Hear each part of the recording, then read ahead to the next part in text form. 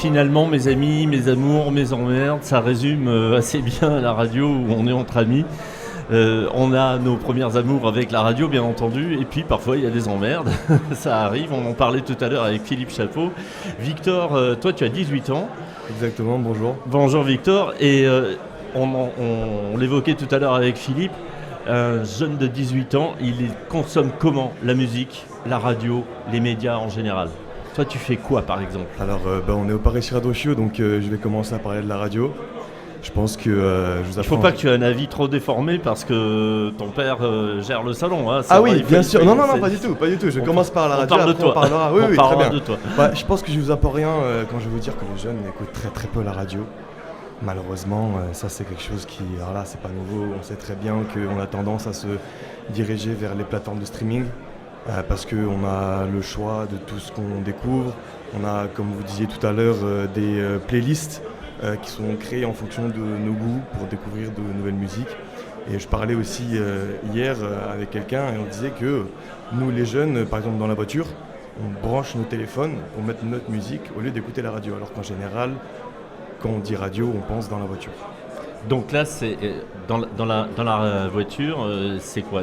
Tu vas mettre Spotify, Deezer, Apple Music? C'est ça, exactement. Je vais mettre par exemple sur ma playlist d'habitude, ou alors je vais découvrir d'autres artistes, des nouveaux albums qui sont sortis. En fait, c'est moi qui décide ce que je vais écouter, ce que je veux écouter, en fonction de l'ambiance, en fonction du mood dans lequel je suis, en fonction des personnes avec qui je suis. Et on n'a pas, on va dire, cet aléatoire que la radio peut nous permettre d'avoir. Après, aussi sur les plateformes, on peut avoir de l'aléatoire si on le souhaite. Et bien sûr, tu as des playlists qui sont déjà préconçues par thème, par ambiance, par partage avec des amis aussi, où on peut créer des communautés. Ouais, et ça, la radio le permet pas, du coup. Le permet pas, ou plutôt différemment. Parce que, pour vous raconter une petite anecdote, très récemment, je n'avais plus de téléphone. Il m'a totalement lâché et du coup je me suis retrouvé 5 jours sans téléphone chez moi. C'est terrible. Et du coup, écoutez, finalement pas tant que ça, parce que j'ai passé des 5 très très bons jours visiblement, et du coup je n'avais plus de connexion non plus. Donc à part ma playlist d'habitude que j'ai téléchargée en local sur mon téléphone, et je pouvais pas écouter mes musiques. Du coup j'ai une chaîne hi-fi à mon appart et j'ai dit tiens, je vais allumer la radio. Je vais écouter la radio, chose que je n'ai jamais faite très rarement faite de mon propre gré. Et je me suis dit, tiens, on va regarder un peu ce qui se passe en FM, en DAB, tout ça. Et en fait, je me suis rendu compte à quel point c'est une dinguerie, la radio. À quel point c'est vraiment quelque chose de très intéressant. Et que j'ai redécouvert la radio, comme par exemple, j'ai pu redécouvrir des choses dont je ne pensais pas si... C'est le mauvais terme, mais si bien. Et je pense que, au niveau de la jeunesse, dans le futur, je pense qu'il est important, ce serait bien, de faire redécouvrir la radio aux jeunes, comme par exemple on a pu redécouvrir les vinyles. Les vinyles qui est une technologie totalement dépassée, et du jour au lendemain, ils sont redevenus à la mode parce qu'on a redécouvert. Alors ce sont les DJ qui se sont servis des vinyles pour les remettre un petit peu au goût du jour. Oui, je pense que ça joue beaucoup. Et le fait même de remixer, on en parlait hier de certains DJ qui remixent même des titres des années 70-80. Ouais. Je pense à Yann Muller qui arrive à faire ça admirablement bien et qui fait des sets où on trouve sur une même piste des jeunes, des moins jeunes, parce qu'ils connaissent les titres, parce que c'est remixé, parce que c'est au goût du jour, parce qu'effectivement il y a un traitement de son particulier, parce que ça s'enchaîne facilement avec des titres plus récents, ainsi de suite. Mais alors là, en écoutant la radio, qu'est-ce que tu as fait? Tu as écouté quoi? Est-ce que tu as écouté de la musique? Est-ce que tu es allé chercher, tu as écouté un animateur qui a une certaine personnalité, qui apporte une touche différente, ou plutôt des DJ qui enchaînent des disques? Alors, moi j'ai écouté beaucoup de musique, quasiment que ça. En général, les animateurs, je vais plus les regarder en streaming, par exemple sur YouTube ou sur d'autres plateformes qui remettent à disposition les émissions qu'ils ont passées. Moi je suis un grand amateur de musique classique. Actuellement. D'accord, donc là aussi c'est plutôt rare chez les jeunes ou il y a beaucoup de jeunes qui écoutent de la musique classique? C'est plutôt rare, je pense que ça vient aussi avec le temps. C'est-à-dire que moi... Il faut avoir une certaine éducation musicale aussi à la base. Tu écoutes la musique depuis... J'écoute de la musique depuis toujours longtemps, mais la musique classique, pas du tout. Ça fait... depuis très récemment, je me suis mis à m'intéresser à la musique classique. Mais il faut avoir, bien sûr, cette... comment dire ? Je pense que pas tout le monde peut apprécier la musique classique, c'est quand même très spécial, il faut essayer de la comprendre. Je pense que la musique classique, c'est une musique qui se comprend. Et donc... C'est un peu comme le jazz en fait. Bien sûr, mais j'écoute aussi beaucoup de jazz. Voilà, faut la comprendre, voir ce petit truc. On sait très bien que le jazz est à la base de pas mal de choses, de la funk, du disco, de la soul. Et la musique classique, c'est un peu le même principe. Mais il faut avoir une oreille particulière au départ, une curiosité. Il faut aller chercher, il ne faut pas avoir peur d'aller chercher des sons que tu n'as pas l'habitude d'écouter. Et ça n'empêche pas d'avoir une vraie diversification d'écoute. J'imagine tu peux écouter de la musique classique et peut-être à côté écouter du rock, écouter du métal, écouter du rap. Dans mon téléphone, j'ai plusieurs playlists différentes avec des styles totalement différents. Et j'aime écouter une musique différente en fonction du mood dans lequel je suis. Et justement, pour revenir à la radio, je me suis rendu compte à quel point la radio, c'était vraiment bien. Parce qu'il y avait le morceau de musique classique. Et puis après, j'avais l'animateur, le présentateur, qui parlait un peu de l'auteur, si c'était de l'œuvre, ce qu'il a fait, qu'est-ce qu'il voulait exprimer, pourquoi il l'a fait, tout le contexte. Donc là, tu étais plutôt sur Radio Classique, sur France Musique. J'étais Radio Classique, c'était le premier truc que j'ai vu en DAB, j'ai fait on va aller voir. Et je trouvais ça vraiment intéressant, vraiment enrichissant. Et qui m'a permis de découvrir énormément de... Et est-ce qu'après tu as switché sur des radios comme Energy, Sky, Fun naturellement, j'ai envie de dire comme tout jeune qui va écouter la radio, il va essayer de mettre Skyrock. Moi, la musique qui passe, on va dire que c'est du rap très très commercial. Du rap très très, qui passe en boîte de nuit, qui passe du rap tel que les gens l'aiment actuellement. C'est pas forcément le style de rap que j'écoute, donc ça m'a vite lassé. Mais je sais que c'est une radio qui intéresse beaucoup de jeunes. Mais sinon, j'avais écouté aussi RTS Jazz, RTB, je sais plus trop. Il y a Jazz Radio, il y a TSF. TSF, exactement. TSF, exactement, c'est ça. Et je m'étais baladé un peu partout. Je vais essayer de tout regarder. Oui, parce que tu as cette curiosité-là. Mais alors, si on parle de tes amis, comment ils fonctionnent aujourd'hui ? Ils sont là, tu parles d'un cas spécifique. Oui, je parle de mon cas spécial, oui, c'est vrai. Tu as abandonné la radio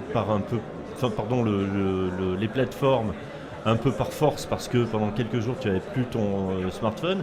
En revanche, si on parle de tes proches autour de toi, ils consomment comment ? La radio, les plateformes, ils font quoi ? Ils sont sur YouTube, ils sont sur TikTok, sur Snap, sur alors les réseaux Insta. sociaux, c'est quelque chose... pour moi, c'est autre chose. Tous les jeunes à partir de maintenant, très très tôt, 11-12 ans en général, trop tôt même, sont sur les réseaux sociaux. Moi, mon entourage n'écoute pas du tout la radio. Ou alors, ça doit être une minorité de la minorité de la minorité. Ils vont sur YouTube, sur les plateformes, ils vont sur streaming, sur Apple Music, sur Spotify. Voilà, très bien. Et c'est là-bas qu'on écoute. Enfin, c'est tellement normal, c'est tellement normalisé maintenant d'être sur les plateformes de streaming. C'est pas un mal, forcément. Je dis pas que c'est mal, comme je dis pas que c'est pas bien d'écouter la radio. Il n'y a pas de... Non, il n'y a pas de jugement à apporter. Exactement. Mais non, au niveau de la radio, il y a aucune... Très très peu de personnes qui écoutent la radio, malheureusement. Pour eux, c'est vraiment la radio, c'est vraiment le mode d'écoute des parents, voire des grands-parents. Pas forcément. C'est juste qu'on n'y pense pas. D'accord. Il n'y a pas le réflexe. C'est ça. C'est que c'est pas inné. On ne va pas y penser parce que on n'a pas grandi avec ça. On a grandi pendant la recrudescence des réseaux sociaux, pendant la recrudescence des plateformes de streaming. Donc naturellement, on a tendance à nous diriger vers elles. Alors que la radio, c'est vraiment, par exemple, dernier recours. Mais on va aller chercher aussi des youtubeurs qui sont qui ont une personnalité, où on va plutôt aller écouter des podcasts de certains animateurs. Et comme on pouvait à une certaine époque aller écouter des animateurs de radio auxquels on se sentait proche et que l'on adorait. Bien sûr. Donc là, on va aller chercher plutôt en podcast sur les plateformes. Alors pour le coup, les podcasts, c'est quelque chose qui a beaucoup plus de popularité chez les jeunes et qui, j'ai l'impression, va de plus en plus vite. et qui a de plus en plus de popularité. Moi j'ai de plus en plus d'amis, de plus en plus de proches qui me disent ouais j'écoute des podcasts, j'écoute ce podcast-là. Et en général, les podcasts qu'ils écoutent, ce sont des animateurs, des présentateurs. Alors quels sont les animateurs, les présentateurs Je vais penser par exemple à Guillaume Play, le Oui, premier bien sûr, auquel on pense forcément, parce qu'il est présent sur toutes les plateformes. Il a fait... Comment on explique sa réussite à Guillaume Play? Parce qu'il a réussi à créer un format particulier TikTok avec des invités qui sont sûr. assez surprenants. Hein. Il va sûr. jusqu'à inviter des politiques, Bien etc. sûr. Donc, Ouais, et même à bien faire sûr. des audiences qui sont extraordinaires. Oui, extraordinaire, ça c'est sûr. TikTok, les réseaux sociaux, c'est là qu'il a pu communiquer. Il a commencé à l'époque avec le QG, qui a bien marché aussi. Et puis après, il a basculé sur Legend. Et surtout, ce qu'il a fait basculer Legend, c'est son interview. Mais il a fait plusieurs épisodes avec Philippe Boxo, le médecin légiste. Ça a cartonné, ça a fait des millions et même des dizaines de millions de vues. Du coup, ils ont refait plusieurs épisodes ensemble. Et en fait, il a réussi à créer un format qui est intéressant quand on l'écoute en entier. Ça peut être des épisodes qui durent jusqu'à 2 heures, 3 Oui, heures. c'est ça. Il y a des émissions qui font 1 heure, 1 heure et demie, Bien sûr. voire plus. Quoi. Et l'avantage, c'est qu'on peut aussi couper ces émissions-là en petits clips de 30 secondes à 1, 2, 3 minutes qu'on peut aller poster et diffuser sur TikTok, sur Insta, sur tous les réseaux sociaux. Parce que, on le sait très bien, les jeunes, de nos jours, c'est compliqué pour nous c'est compliqué. On a plus tendance à regarder des formats courts, très très courts. Et du coup, il arrive à créer parce ces qu'il formats courts. y a tellement de contenu, Exactement, on scrolle. C'est ça, c'est et le doom scrolling, ça c'est un phénomène psychologique un peu plus poussé. Mais ouais, c'est qu'il a réussi en fait à faire des petits clips, des mini-clips de ses émissions qu'il a postées sur TikTok, sur Instagram, sur toutes les plateformes. Et du coup, les gens se sont intéressés. Putain, ça c'est incroyable. Et tiens, je vais aller écouter l'émission en entier. Et du coup, ils sont intéressés, et puis après, ils ont dit « Ah, Guillaume Play qui a écouté. Ah, je me souviens, la dernière fois, j'avais écouté Guillaume Play. Bah, vas-y, je vais regarder, je vais écouter. » Et c'est comme ça qu'au fur et à mesure, il a réussi à se démocratiser très très rapidement. Ça veut dire que les jeunes ne vont pas écouter Coé sur Europe 2 ou Manu Lévy sur Énergie ou Bruno Guillon sur Fun Radio. Pas beaucoup. Ou alors en rediffusion, par exemple sur YouTube. Oui, quelques extraits. Voilà, c'est ça, quelques extraits ou même certaines émissions, des fois quand on est intéressé. J'ai envie de penser aussi, lui c'est pas forcément de la radio, mais Hugo Décrypte, qui lui a une audience absolument phénoménale. On peut pas, voilà, ça c'est incroyable. Et après sur YouTube, je pense que vous en avez parlé tout à l'heure, notamment. Et Hugo Décrypte, c'est quand même aussi un phénomène parce qu'il décrypte l'actualité. C'est quelqu'un. Et on se dit, il a trouvé l'angle qui va bien pour parler d'actu à un public jeune avec le bon vocabulaire et avec le rythme. Il a trouvé les codes en fait. Et surtout, pour moi, la chose la plus dure qu'il a réussi à faire, c'est que les jeunes lui font confiance. Par exemple, maintenant, quand on voit passer n'importe quelle information sur TikTok, sur n'importe quel réseau social, je vois à chaque fois dans les commentaires « J'y crois pas tant qu'Hugo Décrypte ne l'a pas dit ». Ah oui, mais alors, est-ce qu'il est vraiment... c'est quelqu'un de confiance? Il vérifie l'info, il va... Oui, moi j'estime que ça peut être quelqu'un de confiance et énormément de gens le disent, on peut le voir notamment grâce à son audience. Maintenant il a dépassé les plus grosses chaînes d'information, TF1, tout ça au niveau d'audience, c'est phénoménal. Et oui, les gens lui font en plus confiance. Sur cette cible-là, il est ultra performant. Il a une notoriété à garder et je pense qu'il n'a pas intérêt à commencer à dire n'importe quoi, parce qu'il va perdre toute sa crédibilité. Bon, en tout cas, c'est intéressant d'avoir une approche. Alors, ça ne résout pas le problème de la radio. Ça, c'est sûr. Mais voilà, comme je dis, je pense... moi, je suis très optimiste sur le fait que les jeunes peuvent redécouvrir la radio. Parce que... Comme ils ont redécouvert le vinyle. Exactement. Moi, je pense que c'est possible. Ça risque d'être dur. Après, le vinyle, ça reste, c'est vrai que c'est redevenu à la mode. Ça reste quand même une niche. Parce que... Alors, j'ai une anecdote là-dessus. J'ai vu deux jeunes essayer une platine dans un grand magasin de disques et de la Fnac, pour ne pas la citer. Oui. Et en fait, il prenait le bras de la platine et il le posait comme ça assez fortement sur le plateau. Et j'ai dû leur expliquer qu'il fallait mettre un disque d'abord. Ils m'ont dit mais c'est où? C'est quoi? Et après ils m'ont demandé mais le son, ça sort où?